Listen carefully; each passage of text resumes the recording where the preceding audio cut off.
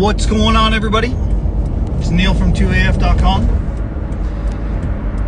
Haven't done a live in a little while, and this really isn't about anything pressing or really crucial. But I was just looking at a post from John over at Sun and Shadow, who, if you're not following him or checking out his page or the stuff that he makes, I think you probably should.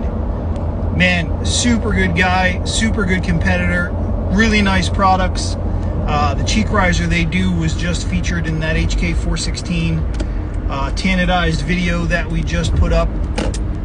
Anyway, moving along. He was talking about how there's a lot of talk recently about vetting your instructors when you take a class. And I thought that was timely because I've been hosting instructors to our local area for a little over a decade, maybe about 12 years or so now. And I thought his post was timely because while 2023 we only did 2 classes, we had a Vickers pistol class in January, and then I think it was February or March 2023 we did a Sentinel Concepts pistol class and low light class. But then we didn't have any other classes for the rest of 2023, and now it's 2024 and we are about to start hosting again. We've got Kyle DeFore coming this weekend, and then again next month, and then he's going to be here for 2 classes at the end of the year. And it's likely, if things should go smoothly, that we'll have more classes with more instructors as well. Anyway, John's post went on to ask, are you a good student? And then he listed a handful of things that it would be important for people going to class to know. And as the host of classes here in our area, I have taken a lot of classes from certainly not all the instructors, but a good handful of well-known instructors. So people frequently ask me when it's going to be about their first time going to a class, what to expect, etc. And there's a few things that I usually tell people who are going to the class or going to a class for the first time that I think it's important to know and important to practice while you're at class.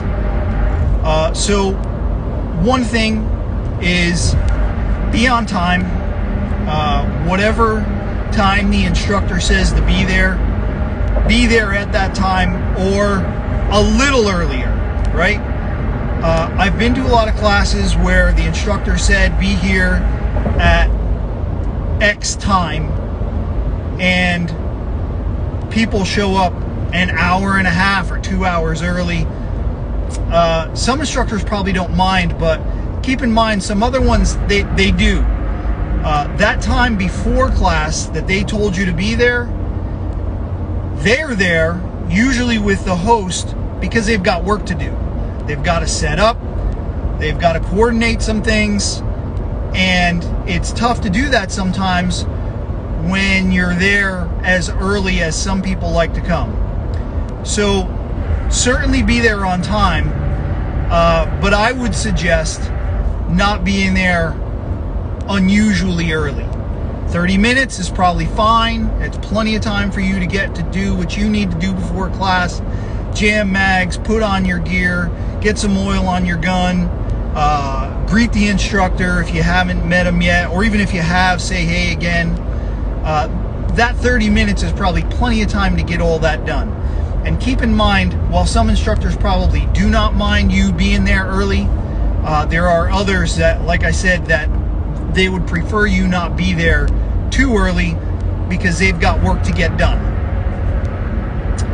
One of the other things that I always suggest is you will get numerous small breaks throughout the class. However long, however many hours it is, you will get numerous small breaks. Keep in mind that they are small breaks. It's not a half-hour break. It's not a 20-minute break. Usually, the instructor is going to tell you, go jam your mags, go take a leak if you need to, get something to drink, especially in the warm months. Do just that. Don't kind of hang around, and when people are starting to get back up online, don't be the last guy to the line, right? It happens sometimes. Sometimes you're the last guy getting the line. That's not terrible, but if you are the last person to get online and everybody's waiting for you, don't let that happen more than once. You know, be ready, be up there, be ready to shoot. This leads into something else. The instructor is constantly, throughout the day or evening, if you're taking a night class, giving specific instructions. And not only are these instructions like, I want you to stand at this yard line, I want you to have X amount of mags loaded with X amount of rounds, and have your marker, whatever it is. He's given some specific instructions for you, but a lot of times he's also giving specific instructions for what he would like you to do. Here is how we'd like you to try your trigger press. Here is how we'd like to see you try going from low ready, going from high ready. And then of course they'll explain the exercise that they'll have you do. It seems like almost every class there's always a person, or sometimes more, that right after the instructor says, hey, I need you to do this and this and this, somebody will say, what do you need me to do? And that person needs all those same instructions, just repeated again to them individually, as if the instructor didn't just tell the whole class. So be mindful of that. If the instructor is giving instructions, pay attention and make note of what's expected. If that's not to say there's never a time to say, hey, what about this? Or what about this? Sometimes they forget to give a specific instruction. Sometimes they're not thinking of something that you thought of. But don't be that guy on the line who's asking the instructor to repeat themselves to them individually because you didn't listen to the group instructions. That happens a lot, and it's pretty annoying.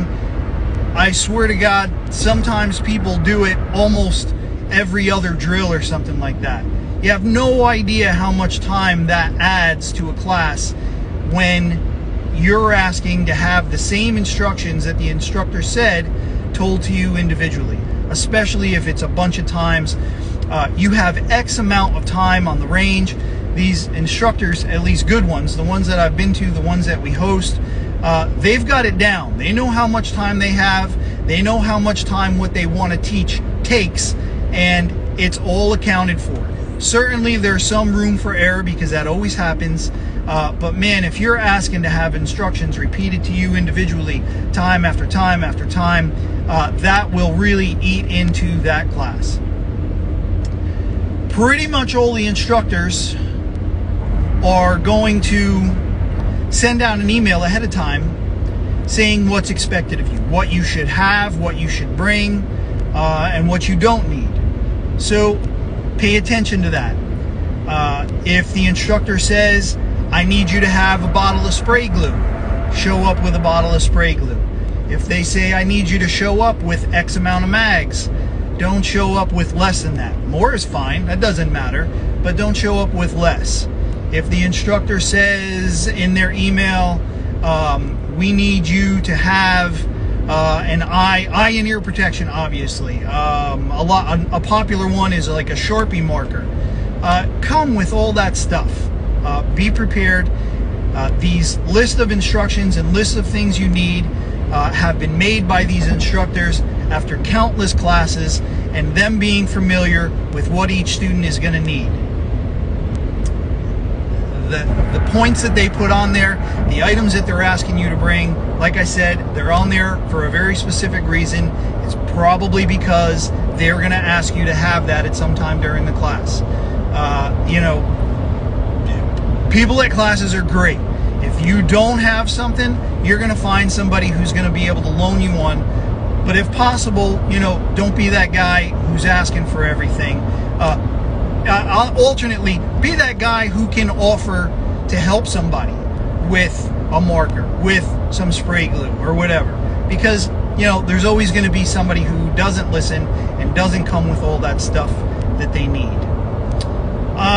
What are some other things that I usually like to tell people? Oh, this is a big one. So you'll have instructors who have level 1, level 2, you know, sometimes level 3. If you're new to taking class and you're new to that style shooting drills, shooting around a lot of other people, shooting under time, and you took an instructor's one instructor, you took their level 1 class one time, don't assume that you are ready for level 2.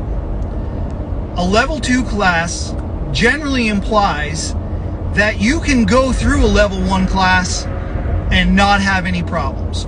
You are comfortable doing and performing all the skills and all the tasks that were asked of you at that level 1 class.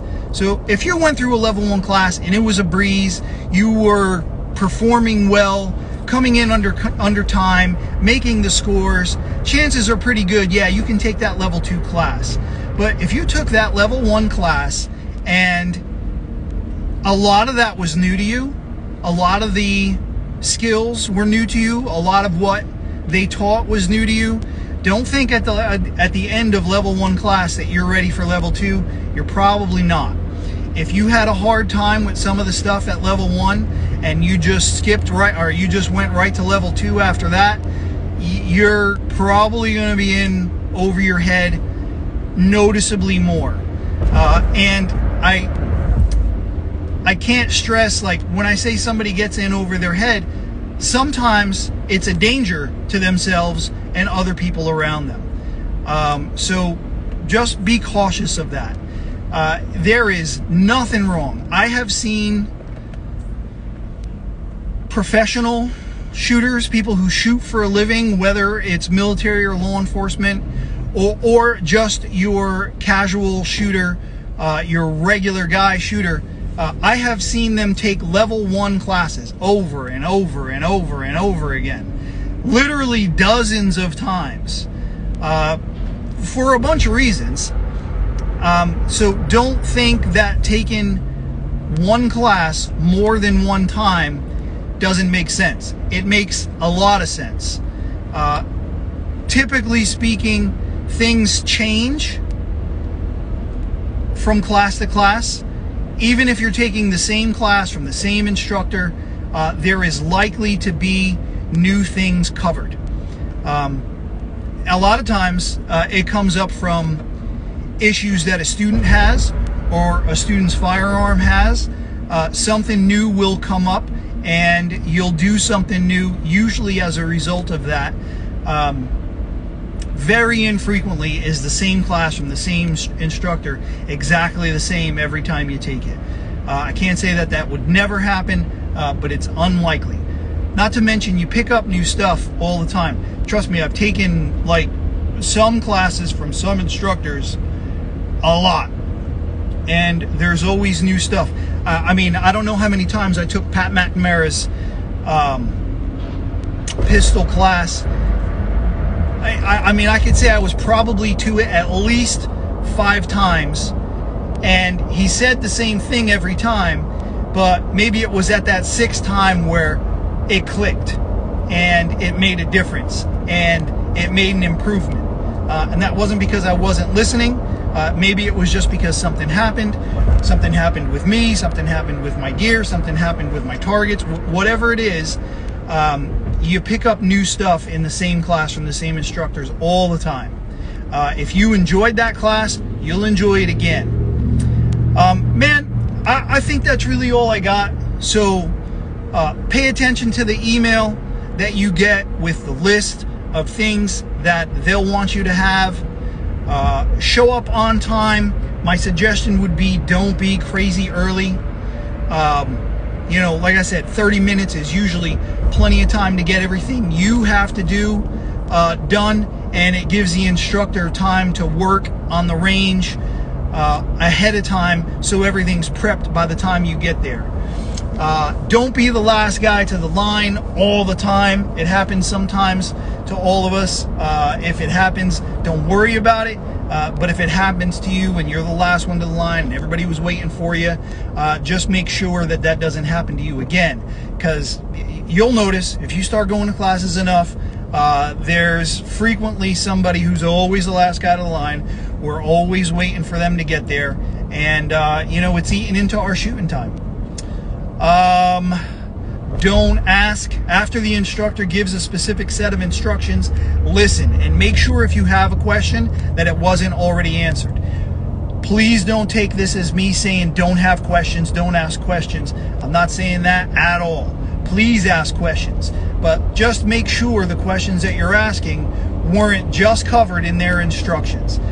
Don't be that guy that has to have the instructions told to them individually every time after they just told the whole group. And don't be scared to take the same class from the same person multiple times. In addition to that, or right alongside that, don't think that because you took somebody's level 1 class that you were immediately ready for level 2. You might be, like I said, if you breeze through that level 1 class and you were doing well, and you were making times and you were making scores, there's a pretty good chance that you are ready for that level 2 class. But if you weren't, I would probably take that level 1 class again until you were comfortable with everything that's being covered.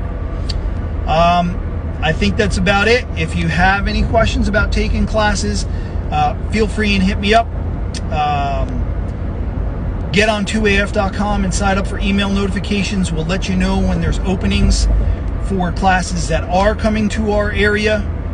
And of course, you know, stuff that's coming in, stuff that's going out, stuff that's coming up. All that'll be in those emails as well. Get in touch with me however you like, if you like. Messages through here is fine. Email neil@2af.com is fine.